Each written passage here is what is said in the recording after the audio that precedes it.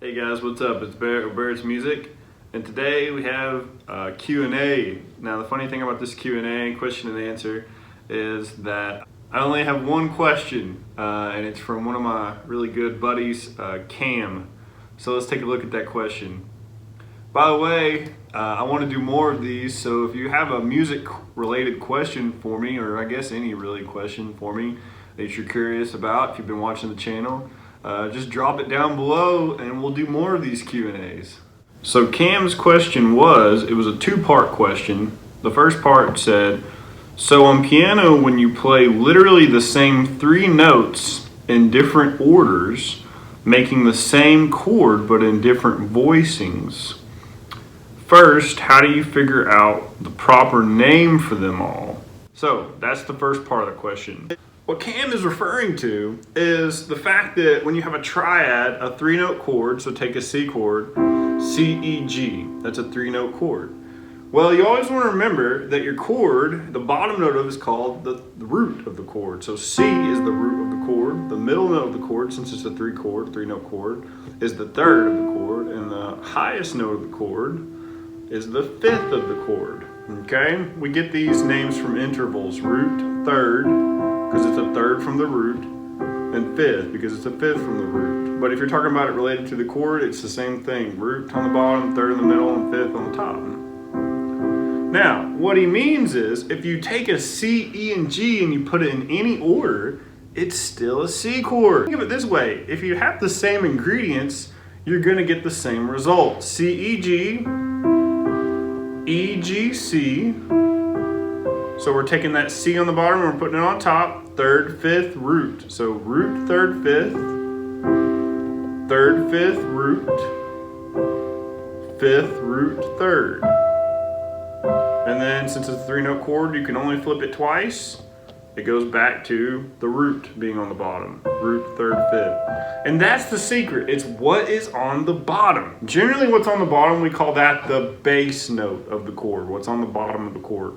So the lowest note of the chord. So in what's called root position, C, E, G, the C is in the root, is in the bass. So it's called root position. Anytime you play a chord with the name of the chord being on the bottom, it's called root position. In other words, all these basic chords like an F chord, if the F is on the bottom, it is a root position chord. Generally, any chord that has this type of shape is in what we call root position. Okay?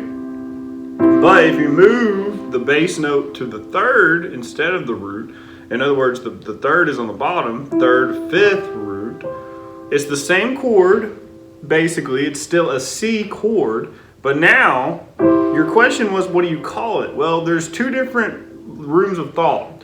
You have the classical side, okay, and you have the pop side, because time has been going on so long that we had a little bit of a different perspective on this stuff. The classical side would say that if you have the third on the bottom, third, fifth root, okay, so you flipped it once, that's called first inversion. We call that first inversion, when you invert the chord and you put the third of the chord on the bottom of the chord.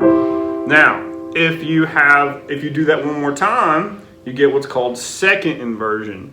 That's where the fifth of the chord is on the bottom, or the bass note of the chord, and that would be in this case G, C, E.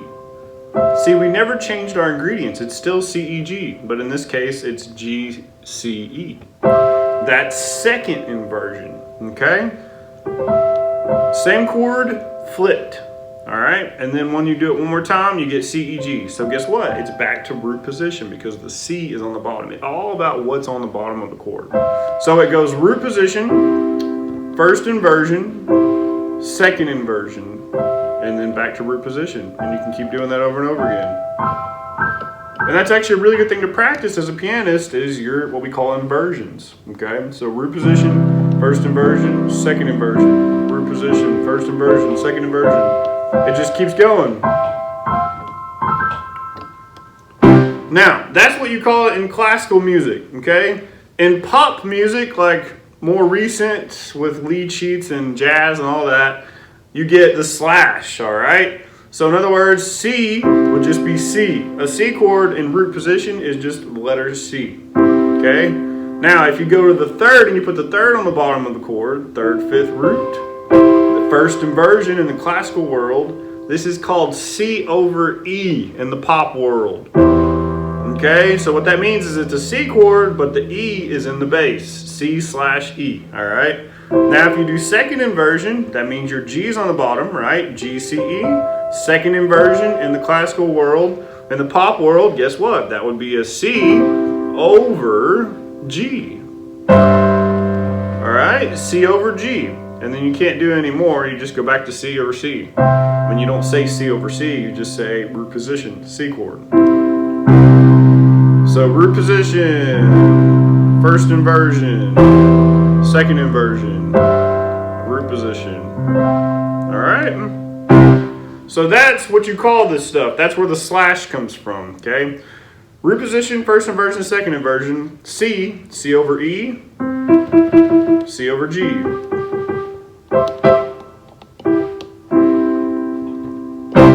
And the second part of your question was, and two, if you are learning a song on guitar and you're playing it on the piano, how do you choose which voicing is correct? Do you just pick the one that sounds the best?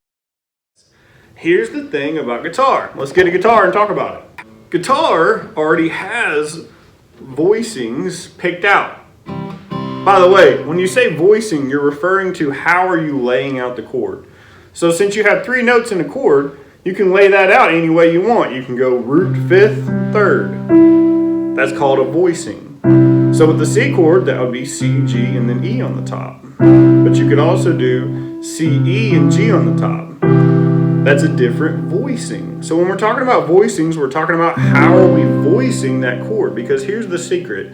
As long as you have all of the same ingredients in a chord, C, E, G, no matter what, okay, it's still a C chord. I could play a C way down here, an E up here, and a G way up here. That's still a C chord, just really spaced out. All right? So on guitar, these shapes that you're learning on guitar, that you learn in the beginning, they're already voicings picked out. What that means is you get root, third, fifth, root, third. Yeah, root, third, fifth, root, third. So a C chord is already laid out that way on guitar. Yeah, root, third, fifth, root, third. That's literally what you're playing when you're playing that on guitar. Root, third, fifth, root, third. So take an E chord, okay? That would be root, fifth, root, third. Fifth, root.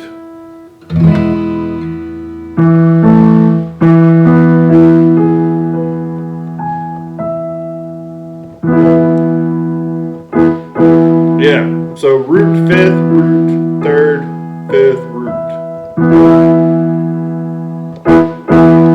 So when you're playing a C chord on guitar, you get this. And when you're playing a G chord on guitar, you get this. I mean E, sorry.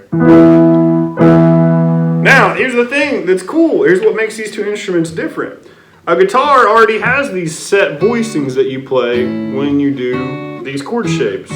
They're just already set that way, all right?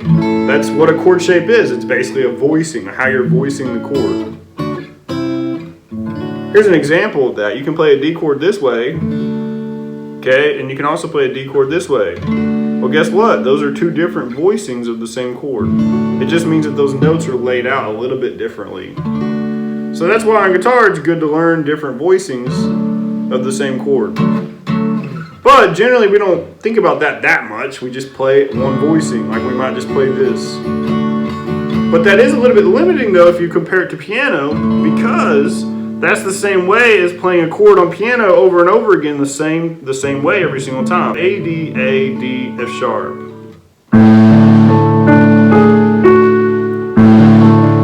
That's like playing a D chord every single time the same way like this.